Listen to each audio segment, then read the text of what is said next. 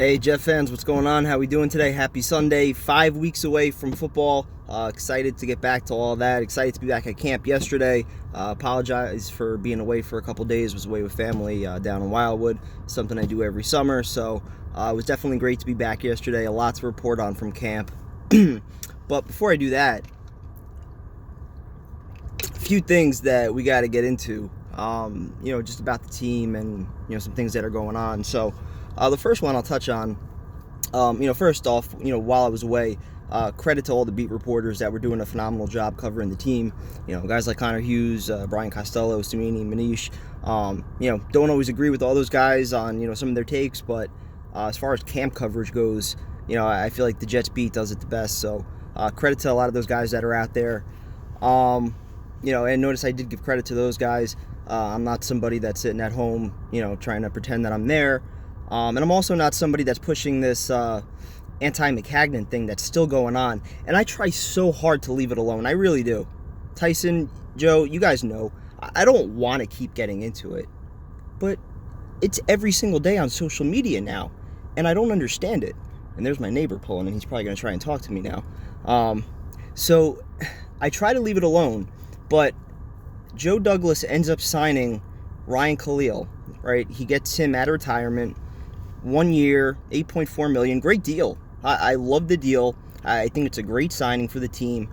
But notice the perception around that and the perception around the moves that Mike McCagnon made with Le'Veon Bell, with C.J. Mosley, with Kalichi Osemele on the offensive line. Even Kelvin Beachum has been a solid veteran for the 2 years that he's been here. Brandon Shell gets very little credit as a fifth-round pick who's been a starter and produced against some very good pass rushers. So I point to those things, and then I point to what's inevitably about to happen over the next couple weeks, which I'm about to explain. So the fact that you have a new regime in place, there's going to be some roster changes, right? They're going to want to bring in some of their own guys. We already have brought in a lot of guys through free agency already, so it's almost inevitable that one of Trenton Cannon or Eli McGuire might get cut. It's possible 5 running backs can make it.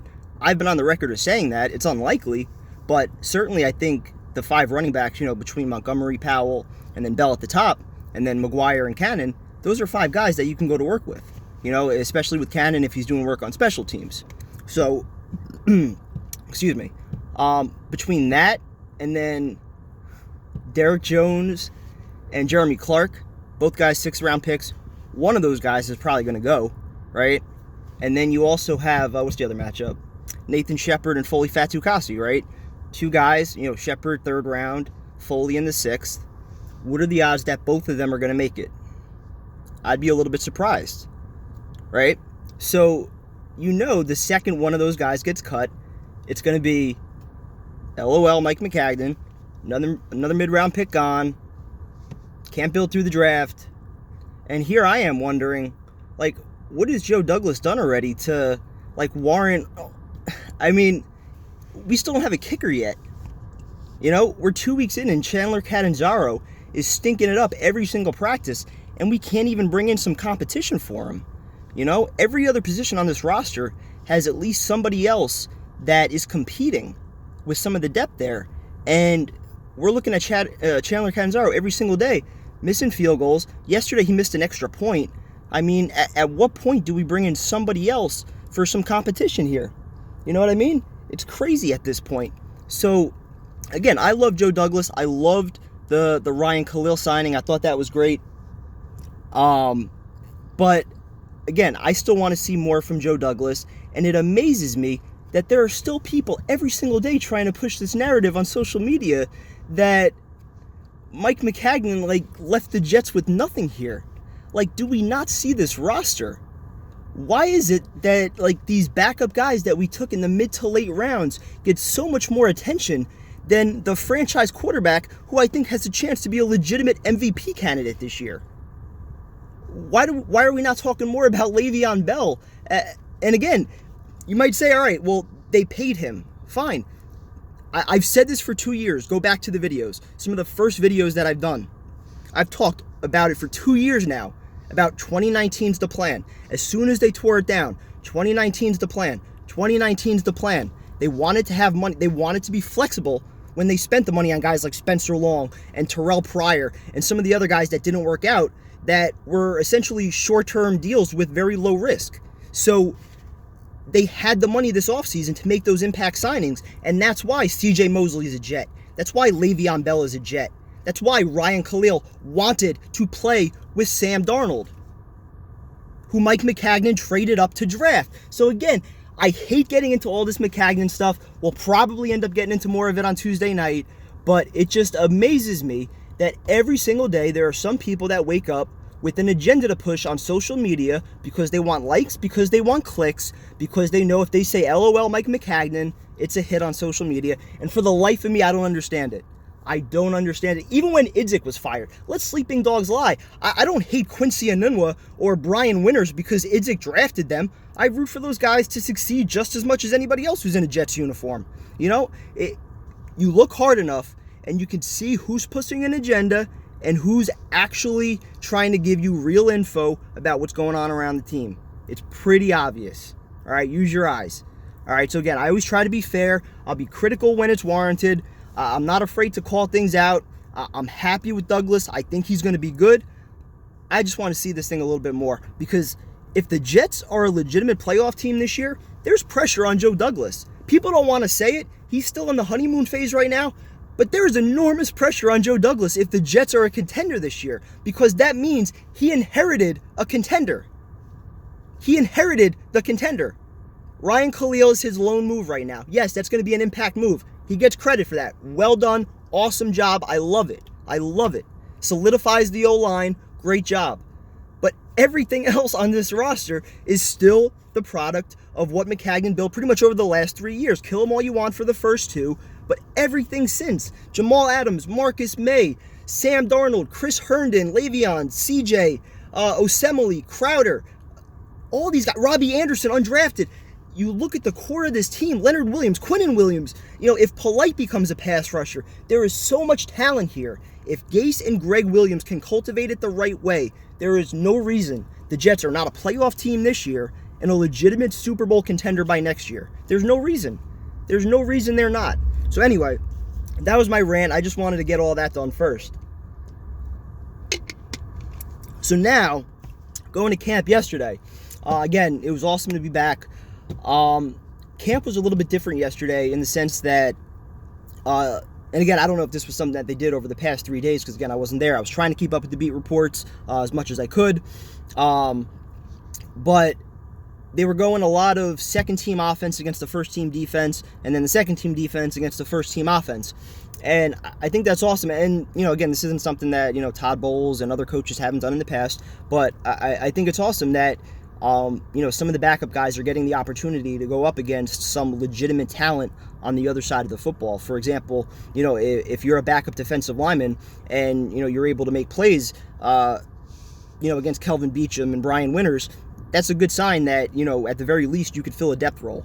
You know, if you're a backup cornerback making plays, you know, on Robbie and Quincy, that means you could probably hang, you know. You know, it works on both sides of the ball, so I think it's a great opportunity and a great test for a lot of those backup guys. Kelvin Beachum, you know, he was out yesterday. They had Chuma Edoga getting some work at left tackle. You know, we'll see if he can fill in there. You know, right now, you know, I hear a lot of people complaining about the Jets' depth, and yeah, you know, there's reason to worry about it, but once you have Ryan Khalil at center, and, you know, Beachum, you know, it shouldn't be a long-term injury with him. If you're talking about the Jets starting five, which I think is an above-average group, very solid group, a lot of veteran experience there, your depth isn't so bad when you're talking about Jonathan Harrison now as a guy who's versatile, who can fill in at guard and center. And, you know, Chuma Edoga, we'll see if he's going to be ready. I also like Ben Braden as a guy who can fill in, possibly, you know, at tackle, but definitely at guard. You know, you have Tom Compton, who has some experience, but I don't think the Jets are as bad now, depth-wise, after the Khalil signing because of what Harrison's going to bring depth-wise. Because I was confident in him to potentially be a starter with what he showed towards the end of last season. So, saying all that, you know, looking at the rest of the team, wide receivers, Tim White, Deontay Burnett, Greg Dortch, three guys definitely to pay attention to, guys that are contributing on special teams.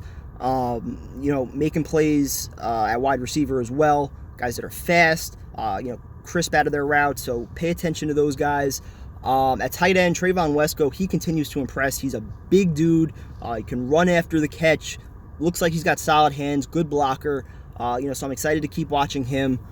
Who else we got? Davis Webb yesterday had a phenomenal practice. Really nice touch on some deep balls. He hit Dortch on one, hit Tim White on another. So definitely watch out for him in the backup quarterback race against Trevor Siemian. Who else do we got? What did I get to yet? Trenton Cannon, again, he continues to impress. He's getting first-team reps as punt returner and at gunner in coverage. And he continues to make plays out of the backfield. Got past a couple linebackers yesterday for a nice 20-yard catch. Again, I said earlier it might be tough to keep 5 running backs, but it might be hard to cut any one of these guys. Maybe a guy like Eli McGuire gets traded. If you can get a mid-round pick for him, that's a possibility. But Ty Montgomery, they continue to use him a lot in 2-back sets. You could tell Gase just loves moving him around. You're going to see a lot of him this season, I feel like, with Le'Veon Bell on the field at the same time. What haven't I not got to? Let's go to the defensive side of the ball. First let's touch on Sam Darnold, because he just continues to impress. I said earlier, and I said it on Twitter too, I think he could be an MVP candidate this year, just with the amount of talent that's around him. Now that the offensive line is solidified, now that he has an offensive coach, I don't think there's any reason that he can't be an MVP candidate this year. He looks good in practice. Again, I keep saying it. He's quick out of the huddle. The offense is moving quickly, up tempo. He knows where his receivers are supposed to be. He moves around the pocket. He's good on the run. I mean, you can go on and on about the potential of this guy, how he gets it between the ears, and what he should bring to this franchise over the next 10 to 15 years. So I can't be any more excited about that. Going to the defensive side of the ball, nice practices yesterday from Shepard and Foley Fatukasi, making plays in the run game, getting some nice penetration there.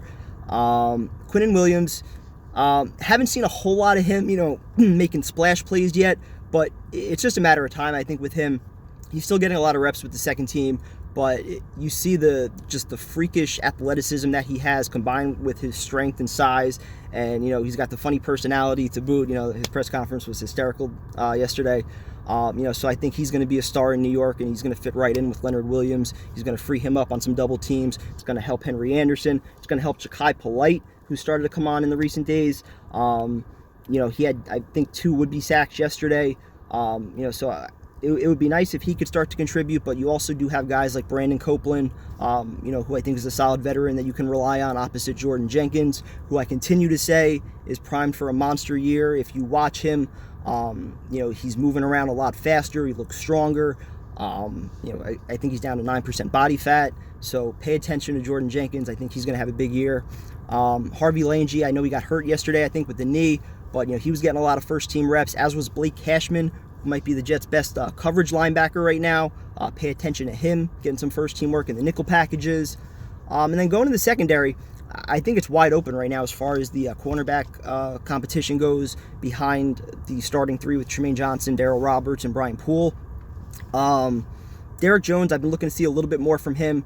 He's had some hit or miss plays where he'll make a nice deflection, or I think it was a week ago he had a nice pick, but there's some other times where he's definitely getting beat. So we'll see if he continues to progress. I mentioned Jeremy Clark, a guy like Kyron Brown. I think I'm pronouncing his name right. I think he got some first-team reps the other day with Tremaine Johnson out. So that's something worth watching, especially with the preseason game on Thursday.